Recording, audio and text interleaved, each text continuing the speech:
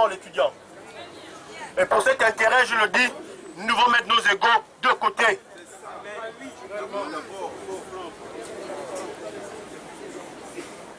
Comment est-ce que cela doit se produire?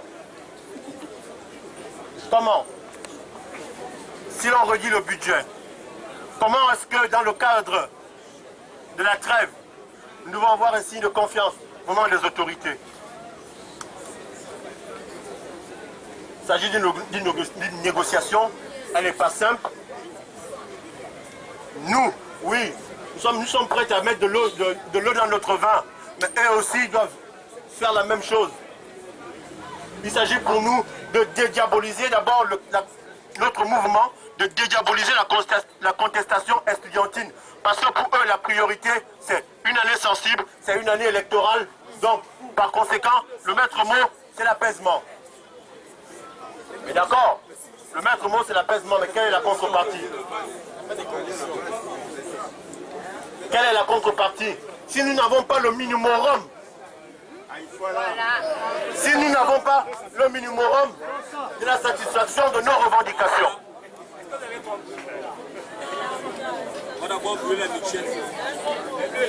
Alors, il faut un pas en avant pour tous les partis prenants. Un pas pour tous les partis Petit lève la tête. Pourquoi? Simplement parce que... Le gars là, je filme le gars en cravate là. C'est un vantard. Nous décidons de signer la trêve. Mais de l'autre côté, notre mouvement étudiantin, eux aussi décident de ne pas signer. Comment la situation va se présenter? Il s'agit pour nous de mettre toutes les hypothèses sur la table. Plan A, plan B, plan C. Mais la trêve, si elle se signe dans un délai raisonnable. Pourquoi dans un délai raisonnable, chers étudiants? Parce que chacun a droit à ce que sa cause soit légalement entendue dans un délai raisonnable. Voilà. Est-ce que les 2 semaines de la rentrée, plus la première semaine, constituent pour la communauté estudiantine un délai raisonnable de la trêve? Si vous dites oui, alors la Ligue estudiantine des droits de l'homme signera la trêve. Je vous ai souvent dit, nous sommes les dictateurs. Nous allons imposer nos lois. Moi, on me parle de la trêve. La Ligue estudiantine des droits de l'homme va signer la trêve. On va signer la trêve, il y a eu d'abord quoi? Il y a eu une résolution. Est-ce qu'il y a eu d'abord une résolution? Sans satisfaction, comment alors signer une trêve? Sans satisfaction. Est-ce que vous êtes satisfait? C'est un homme conscient, c'est un étudiant conscient qu'on a réfléchi. On a dit, on va revendiquer pour l'étudiant. Mais on ne faut pas être trop suicidaire. On a dit, on va vous écouter. On va vous accorder le bénéfice du doute. On sait qu'elle ne fera rien. On sait qu'elle ne fera rien. Mais on ne doit pas aussi jouer pour jouer. On doit avoir raison gardée. On doit être couvert. C'est pourquoi on a réfléchi, on a dit, on sait qu'elle ne fera rien. Nous sommes déjà en vacances. À quoi ça sert de jouer? Est-ce qu'il faut jouer pour jouer?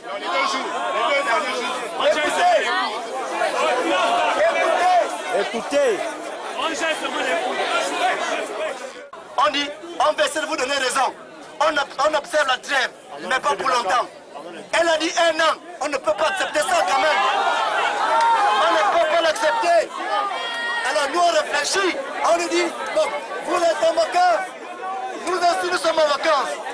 Alors, on vous donne la période de vacances pour régler ces problèmes d'étudiants. Et les 2 semaines de vacances, plus 1 semaine au début de janvier. La première semaine de janvier termine avec les 2 semaines de vacances. S'il n'y a rien, les amis, vous allez me donner tous les cailloux, on va les jouer. C'est pourquoi aujourd'hui on joue, demain on joue, à pas en vacances. C'est notre sécurité. nous a filé. On nous a filé jusqu'à chez nous.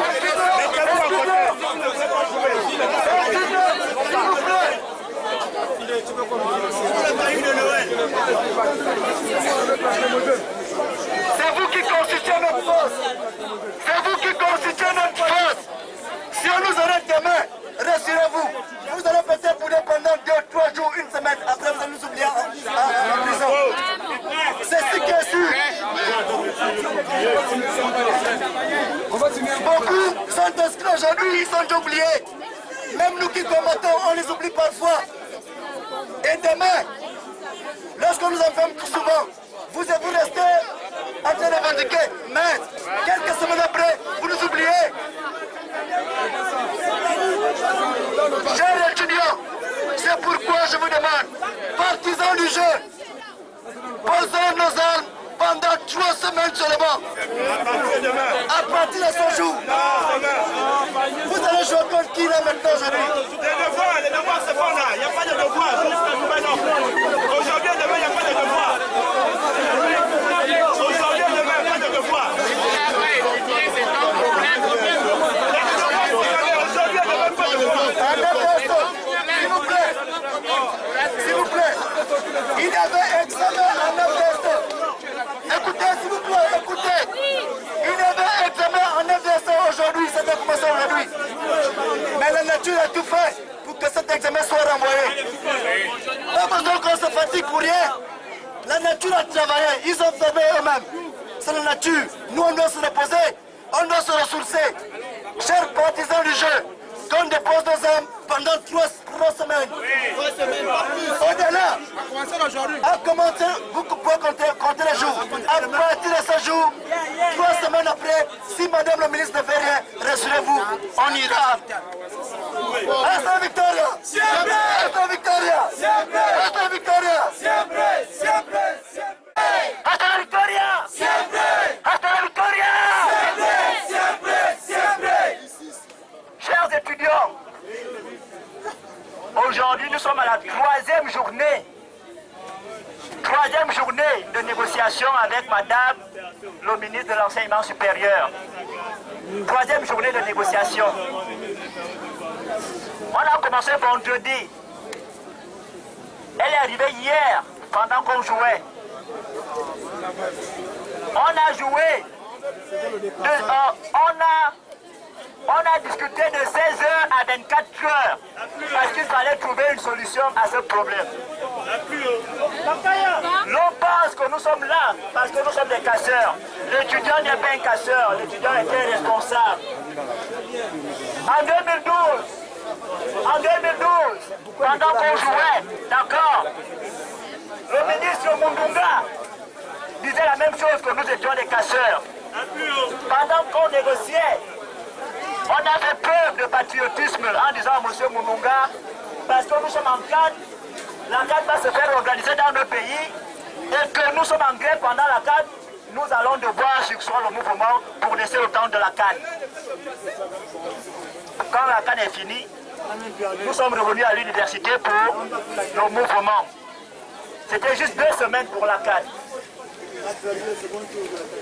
En 2013, lorsqu'Ali Bongo vient à l'université, c'est vrai, j'étais pas là, il était ici.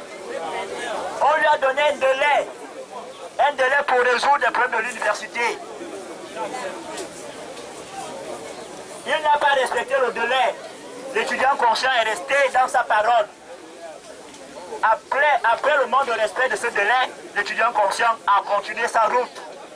C'est pour dire que rien n'arrête l'étudiant quand il décide de revendiquer, quand il décide de dire ce qu'il pense. Rien ne peut l'arrêter. L'année passée, avec le ministre Paco Moubéré, il nous a dit la même chose. On a dit, rien ne peut nous arrêter. Rien ne va nous arrêter. Depuis 2012, rien ne nous a arrêtés. On a toujours accordé le bénéfice du doute à ces personnes. L'année passée, ils n'ont pas respecté les délais. On est revenu ici, on a continué notre route. Et jusqu'à aujourd'hui, nous sommes dans cette logique. On a commencé la grève, bien sûr. C'est parce que nous sommes dans des problèmes. C'est parce que l'université sombre. C'est parce que personne ne veut traiter les problèmes de l'université. C'est cela qui a fait en sorte que l'étudiant se fâche, que l'étudiant s'énerve, que l'étudiant monte au créneau. Lui, on nous chosifie et on ne dit rien. L'administration ne veut pas dialoguer. L'administration est dans un mutisme total. Un mutisme qui ne dit pas son nom. Le recteur, ça fait, je ne sais pas, près d'un an que je le vois. Je ne sais pas dans quel pays il vit. Je ne sais même pas s'il est à l'université. Il n'arrive pas à négocier. On a dit, vu que le recteur ne veut pas négocier, que les problèmes ne font que prendre de l'ampleur, nous allons aller en grève. Et cette grève fera en sorte qu'il se prononce. Cette grève fera en sorte qu'il se prononce. Parce qu'on ne peut pas nous demander d'avoir 12 pour passer en master. On ne peut pas. Ces étudiants sont à la maison jusqu'aujourd'hui. Ces étudiants sont à la maison jusqu'aujourd'hui. Ceux qui devaient s'inscrire, j'ai envie de dire, en thèse, sont encore à la maison parce qu'on leur impose 50 000. Vous voyez qu'on quitte de 20 000 à 50 000. Ils sont à la maison aujourd'hui parce qu'ils ne veulent pas donner 50 000. Il y a trop de problèmes. Trop de problèmes. Les autorités nous ont dit, on a compris, mais essayons de trouver une solution à ces problèmes. On leur a dit d'accord. On est arrivé hier, on vous a fait le compte rendu de la réunion avec le ministre. Aujourd'hui, on vous fait le compte rendu d'une autre réunion qui s'est tenue la nuit avec le ministre. Parce que de 16h, hier de 16h à 24h, on était dans le bureau du recteur. Tous les groupes, y compris le groupe qui est de l'autre côté là-bas, on ne sait pas. Tout le monde était là. Tout le monde. Il faudrait que tout le monde vienne vous faire le compte rendu de ce qui s'est dit. Nous prenons l'engagement de vous dire la vérité. C'est cette vérité qui fait en sorte que nous serons toujours en vie. Le jour qu'on va vous manquer, rassurez-vous. Rassurez-vous. Ces personnes nous tiennent dans la main. Si on fait comme ça, on est mort, nous le savons sérieusement. Ils nous ont tous dans la main. On n'est pas en cachette. Depuis 5 ans déjà, que nous subissons des prisons, 5 ans déjà, je vous dis sincèrement. Alors, le ministre nous a dit accordez-moi toute l'année. Toute l'année pour résoudre tous les problèmes. J'ai dit à madame le ministre, vous parlez en tant que maire. Vous parlez en tant que maire. Vous savez que les centaines d'étudiants sont à la maison parce qu'ils sont frappés par la mesure du 12. Si on vous donne toute l'année, vous allez dormir chez vous et vous n'allez rien faire. Le ministre a dit, je vous ai compris, mais accordez-moi toute l'année. On a dit, on viendra vous dire, vous imposez votre temps, nous aussi nous allons imposer notre temps. Et on verra le temps qui sera respecté. On l'a fait en 2012 avec Mounouga. Quand Mounouga disait, on ne va pas enlever le critère d'âge, on a dit à Mounouga, ça va se lever, ce critère d'âge. Oui. Et c'est ce qu'on a dit qui a été respecté, n'est-ce pas? Oui. C'est pour dire qu'à l'université, c'est l'étudiant qui décide. À l'université, c'est l'étudiant qui décide. Les problèmes des étudiants concernent des étudiants. L'étudiant décide de ces problèmes. Il ne faut pas qu'on vienne dire quoi que ce soit. Quand nous on dit on marche à gauche, il ne faut pas qu'on vienne nous dire de marcher à droite. C'est ici qu'on décide. On a dit à madame le ministre, ok, demain, on viendra vous dire ce qu'on pense. Aujourd'hui, elle nous attend là-bas à 15h pour que nous lui disions ce que nous pensons. Ce que nous pensons. Les 3 groupes qui revendiquent, je parle de l'étudiant interne, je parle de la Ligue étudiantine de droits de l'homme, je parle de l'étudiant conscient. Et la mutuelle reconnue bien sûr par les étudiants. Ça fait 4 groupes même, 4 groupes. Alors, on a dit ceci. On a dit communément que le bénéfice du doute existe et ça nous protège, ça nous donne raison. Le bénéfice du doute. On ne peut pas avoir passé 8 heures d'horloge dans une salle. Tous les groupes venaient exposer. Tous les groupes venaient exposer les problèmes des étudiants. Et il y avait même le Conseil national de la jeunesse qui était là, jusqu'à 24 heures. Non, Makaya n'a rien dit. Makaya a dit on doit l'aider à bien travailler. C'est tout ce que j'ai retenu de Makaya. On doit l'aider à bien travailler. Bref, je vous ai dit qu'on ne parle pas des morts parmi les vivants, n'est-ce pas? On ne parle pas des morts parmi les vivants. Alors, chers étudiants, nous allons en vacances demain le 23. Et on doit dire au ministre tout à l'heure même ce que nous pensons. Les vacances durent 2 semaines. 2 semaines. Nous allons profiter de ce temps pour dire au ministre, régler le problème des étudiants pendant les vacances. Les vacances, c'est demain. Demain. Et nous avons pensé qu'il fallait communiquer avec tous les étudiants de l'université Omar Bongo. Tous les étudiants de l'université Omar Bongo, nous devrions communiquer dans les salles de classe, dans les amphis, pour leur dire que si la mesure n'est pas respectée, nous allons revenir au front. Nous allons revenir au front. Donc ça fait 2 semaines de vacances et 1 semaine d'observation. Aussi, c'est pendant ce temps que nous allons voir si la bourse des nouveaux bacheliers tombe le 10 janvier. Si les autres problèmes aussi sont pris en compte, nous avons unanimement décidé de nous donner 3 semaines au gouvernement. 2 semaines de vacances et 1 semaine à la rentrée. Voilà ce que nous allons dire au ministre. Contrairement à 12 mois, comme elle nous a proposé, nous allons donner, au lieu de 12 mois, nous allons donner 3 semaines. Parce que tous ces problèmes peuvent être résolus en 3 semaines. Si on est conscient, si on se soucie des étudiants, ne leur montrons pas que nous sommes des casseurs. Ne leur montrons pas, ils vont avoir raison sur nous. D'accord? Si déjà on a fait un mouvement pour interpeller des autorités, ils nous disent de proposer, il faudrait qu'on propose. Il faudrait qu'on propose pour leur montrer que ce qui nous importe, c'est la résolution des problèmes et non la grève.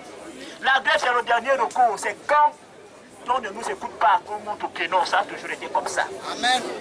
C'est quand on ne nous écoute pas qu'on ferme tout. Alors là, ils doivent savoir qu'après les vacances, si rien n'est fait, on ne va pas seulement gérer les cours, on va fermer même le restaurant, même les bars, même tout ce qui est dans l'université, même on va déloger tout le monde. Alors là, c'est ce que nous allons leur dire tout à l'heure. Si certains peuvent nous accompagner, moi ça m'arrangerait d'être en sécurité. Nous allons au ministère, nous allons rédiger le document tout à l'heure, nous allons le déposer à 15 heures. À 15 heures. À l'immeuble Frangipanier. Si beaucoup ici peuvent nous accompagner, moi je vais me sentir en sécurité. Parce qu'elle nous a dit que nous sommes dans leur viseur, ils veulent nous arrêter. Mais nous, on ne veut pas être arrêtés, parce que si on nous arrête, l'université va sombrer. Ça va chauffer ici, là, si on nous arrête, je sais ça. Donc, chers étudiants, voilà ce qu'on avait à vous dire aujourd'hui. Et nous allons nous retrouver à la rentrée, d'abord pour le tour des salles, pour communiquer. Le 4, à partir du 4, nous allons faire le tour des salles. Et effectivement, Makaya doit partir à la rentrée parce que le ministre a dit, mais vous êtes légitime, vous avez la population derrière vous. Makaya n'a personne, il faut l'aider.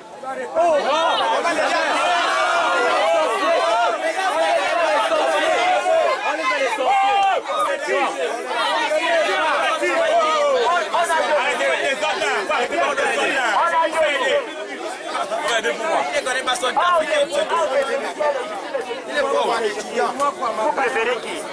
Elle nous a dit, je sais que c'est vous qui avez la légitimité, c'est vous que les étudiants écoutent, mais il faut aider votre frère, on a dit jamais. On a dit jamais, on ne va jamais le faire. Donc, s'ils sont là pour vouloir l'inquiétude à l'université parce qu'eux, ils ont une ambition politique, parce qu'eux, ils se soucient des élections, c'est parce qu'ils se soucient de leurs élections qu'eux, ils veulent que nous fassions comme ils veulent. Nous disons non. Souciez-vous de vos élections. Nous, on se soucie d'accord de nos conditions d'études. Alors, si vous voulez bien organiser les élections, faites tout pour que les problèmes des étudiants soient réglés très vite. Une semaine à la rentrée d'observation sur l'NFR, chers étudiants, nous allons tous décider ici, là. Ici, là. Hasta la victoria!